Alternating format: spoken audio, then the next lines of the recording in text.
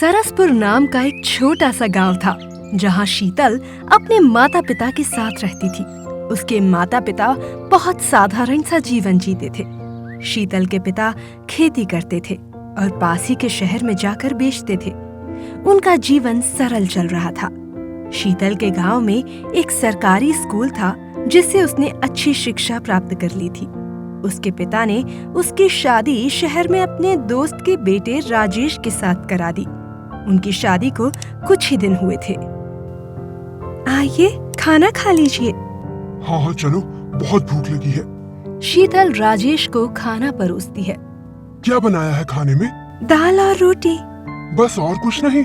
कुछ अलग चटपटा नहीं बनाया? मुझे तो साधारण खाना ही बनाना आता है। गांव में अलग अलग तरह की चीजें नहीं मिलती थीं। अरे कोई बात नहीं, मैं ये भी खा लूंगा। आओ तुम भी खाना खा लो। राजेश शीतल से कुछ नहीं कहता, पर शीतल को बहुत दुख होता है कि उसके पति को अलग अलग खाने का शौक है, पर उसे बनाना ही नहीं आता। वो दुखी हो जाती है। वो हर रोज कोशिश करती है कि अपने पति के लिए अच्छा खाना बनाए, पर उसे जितना आता था वो उतना ही बना पाती थी। पर राजेश कभी उससे कुछ नहीं कहता था। भिक्षाम देहि। आप कौन हैं बाबा?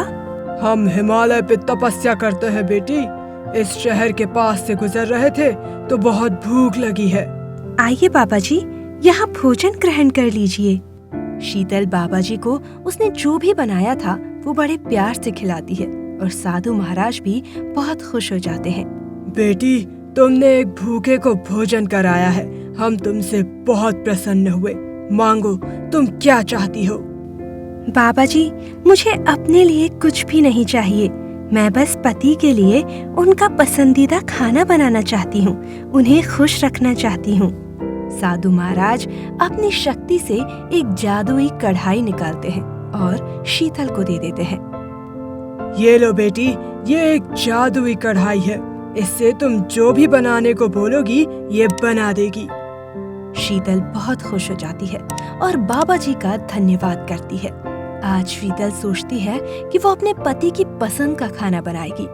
हे जादुई कढ़ाई, आज बना दे कुछ नया, खाने में आ जाए जैसी मजा। जैसे ही शीतल ये कहती है, जादुई कढ़ाई का जादू चल जाता है और उसके सामने अलग अलग स्वादिष्ट चीजें आ जाती हैं, जिसकी खुशबू पड़ोस तक जा रही थी। अरे वाह, इतनी बढ़िया खुशबू कहाँ से आ रही है शीतल? आज मैंने आपकी पसंद का खाना बनाया है। राजेश खाने बैठता है। उसके सामने अलग अलग प्रकार के व्यंजन थे जो उसे बहुत पसंद आ रहे थे। वो इतने दिन बाद बहुत खुश था और उसे खुश देखकर शीतल बहुत खुश थी। शीतल रोज उस जादुई कढ़ाई से खाना बनाती और राजेश उसे खाकर बहुत खुश हो जाता। उस खाने की खुशबू इतनी होती थी कि बाहर तक जाती थी और कई लोग खुशबू सूंघकर शीतल से थोड़ा खाना मांग लिया करते थे, पर शीतल कभी किसी को मना नहीं करती थी। क्या बात है शीतल, तुम्हारे घर से तो हर रोज अलग अलग भोजन की बड़ी प्यारी सुगंध आती है। ऐसा क्या है तुम्हारे पास? शीतल उस जादुई कढ़ाई के बारे में उसे बताती है। क्या मैं इसे एक दिन के लिए अपने पास ले जाऊं? मैं भी तो देखूं ये सच में काम करती है या नहीं। हाँ बहन, ले जाओ, बस मैं अपने पति के लिए खाना बना लूं पहले। विमला देखकर चौंक जाती है और सोचती है कि ये कढ़ाई अब वो शीतल को कभी वापस नहीं देगी, और कढ़ाई लेकर चली जाती है। हे जादुई कढ़ाई, बना कुछ नया, खा के आ जाए मजा। कढ़ाई से इस बार बहुत ही सड़ा हुआ खाना निकलता है। विमला को देखकर बहुत गुस्सा आता है। उसकी कोशिश नाकाम। उसकी बहुत कोशिश के बाद भी कढ़ाई से अच्छा खाना नहीं निकलता। विमला गुस्से में शीतल के पास आती है जहाँ वो साधु महाराज को भोजन करा रही थी। शीतल, ये कैसी कढ़ाई है? इससे तो सारा खाना बदबूदार निकल रहा है। ऐसा कैसे हो सकता है? हे जादुई कढ़ाई, बना कुछ नया, खा के आए मजा।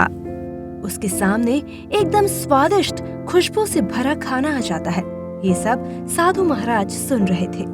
ये कढ़ाई आपके मन के भावों से खाना बनाती है। शीतल के मन में अपने पति के लिए प्रेम और बाकी सब के लिए दया का भाव है, और तुमने ये कढ़ाई अपने स्वार्थ के लिए शीतल से ली थी, जिसकी वजह से तुम्हारे मन में दुष्ट भावों के कारण खाना भी सड़ा हुआ बदबूदार ही बना। हमारे जीवन में हम जैसा सोचते हैं वैसा ही हमें प्राप्त होता है। अगर हम किसी के बारे में अच्छा सोचते हैं तो अच्छा ही प्राप्त होगा हमें भी, और जो लोग दूसरों के बारे में बुरा सोचते हैं उनके साथ बुरा ही होगा। साधु महाराज की बातें सुनकर विमला शर्मिंदा हो जाती है और शीतल से माफी मांगने लगती है। अरे कोई बात नहीं, चलो छोड़ो इन बातों को, चलो कुछ स्वादिष्ट खाते हैं मिलकर। हे जादुई कढ़ाई, बना कुछ नया कि खा के आए मजा। सबके सामने बहुत ही स्वादिष्ट खाना आ जाता है और सब मिलकर उसे खाने लगते हैं।